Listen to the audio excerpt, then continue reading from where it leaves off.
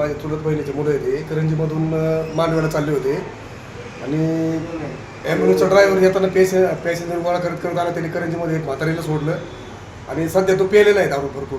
आणि त्याच्यानंतर तो देवराईमध्ये काही पॅसेंजर सोडले. करंजीहून देवराईमध्ये पॅसेंजर सोडल्याच्यानंतर तो तिसगावमध्ये निघाला होता इकडे पाथरीच्या दिशेने. तर निरामय हॉस्पिटलच्या समोर त्या पेण्याच्या याच्यामध्ये त्याने ब्रेक वगैरे काही दाबले नाही. त्याला पोरं पण सांगत होते बघ गाडी हळूहळू चालव म्हणून.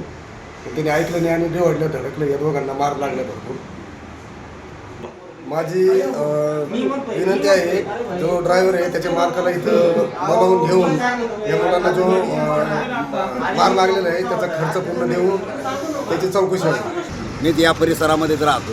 सकाळ संध्याकाळ आम्ही पाहतो की या खंडोबा मंदिरापासून इतके वेगात वाहन येतात की आल्यानंतर या उपनगरातून लोक आत शिरतात आणि ते वाहन येतात. त्यामुळे 8 दिवस फार होतात तिथं ॲक्सिडेंट झाले सो राहतच नाही. सोनवणे सरच्या मंडळी मागच्या आठवड्यात पडल्या, वांडेकर सर पडले. त्यानंतर हा जो ॲक्सिडेंट झालेला आहे हा दुर्दैवाने त्या गाडीमध्ये 2 लहान मुलं होती. इतक्या जोरात आदळले ते मुलं. त्या ड्रायव्हरही जखमी झाला. आणि आमची विनंती आहे शासनाला की ह्या हायवेवर नको तिथं डिवायडर मात्र टाकून ठेवले लागन तेवढे. आणि तिथं गरज आहे तिथं मात्र नाही. आम्ही अधिकाऱ्याशी बोललो, देशमुख नावाची जी हायवेची इंजिनियर आहे ते म्हणतात आम्हाला शासकीय कार्यालय पाहिजे. पोस्ट ऑफिसची तर शेजारी आहे. वरून येणार उतारी वेगात वाहन येतात. म्हणून आमची विनंती राहील की या ठिकाणी लवकरात लवकर 2 स्पीड ब्रेकर बसवले पाहिजेत की जेणेकरून वरून येणाऱ्या वाहनाला अडथळा निर्माण होईल आणि अपघाताचं प्रमाण कमी होईल. अशी विनंती मी याद्वारे आपणास या चॅनलद्वारे करत आहे. माझे नाव सनी रोहिदास शिंदे. मी ॲम्ब्युलन्समध्ये बसलो. ते पॅसेंजर गोळा करत होता. आम्ही बसलो.